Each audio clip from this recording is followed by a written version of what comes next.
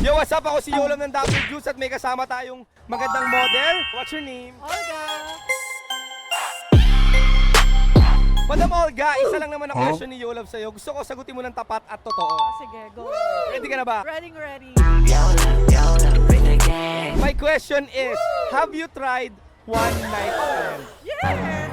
Ang gusto ko sa'yo, totoo ka, hindi ka hipokrita. Parang lahat naman tayo, nararanasan natin yun. Oo naman. Ay, sinungaling. True, pero Mare, curious ako sa'yo kung paano naganap ang isang buong gabi mong nakatayo. Baka pwede mo naman ikwento sa amin. Wala, nakatayo lang magkano, tapos kulitan, gano'n. Ano siya, stranger or friend?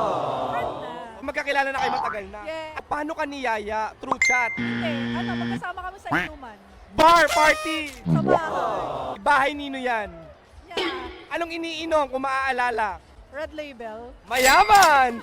Anong eksena nyo nung kayong dalawa lang ba or may tropa rin? Pwede ba? Madami. Nakatabi sa'yo that night nung inuman nyo? Malayo. Malayo. Paano nangyari ang pagtinginan or paano nangyari yung pag-udyo, yung paglapit sa'yo? Ano na lang, nung pauwi na, parang sabi niya, sabay ka sa akin. For the car! Oo. Ano? Ay di, bahay niya pala yun. Sorry po yung host. So, niyaya ka niya.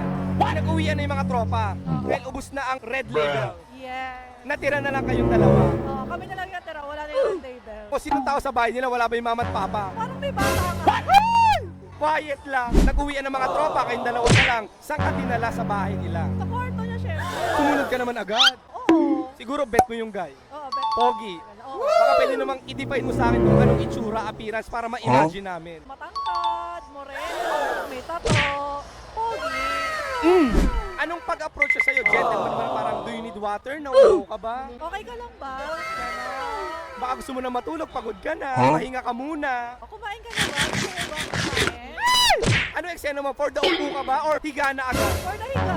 Pagod. Pagod. Paano naman ang pag-atake ni stranger sa'yo? Lumapit lang siya, gano'n. Super sweet lang, gentle, gano'n. Sinong unang nag-initiate para mangyari ang bonds? Siya.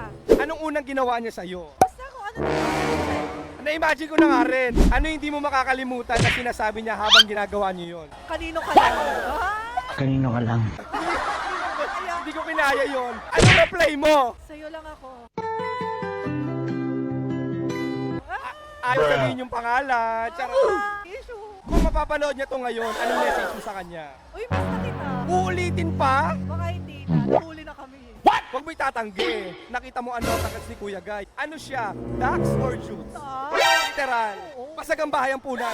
Basag ang papasukan. Oo. Rate mo from 1 to 10 ilang inches. 7. Pwede na. Pinoy size pataas. Yes. Sinong performer, boy or girl? Boy. Siya talaga. Satisfied ka. Satisfied na lang. No regrets. Kung tapos na magtikiman, magkalasahan, magkagamitan, ano yung last message niya yung nagbababay na kayo sa isa't isa? Wala nang last day. Sabi niya lang, hatid kita. Pinatid ka ba? Ganda mo, girl. Beso. Ano sabi niya? Beso-beso lang. Ay, Walang pagtiway.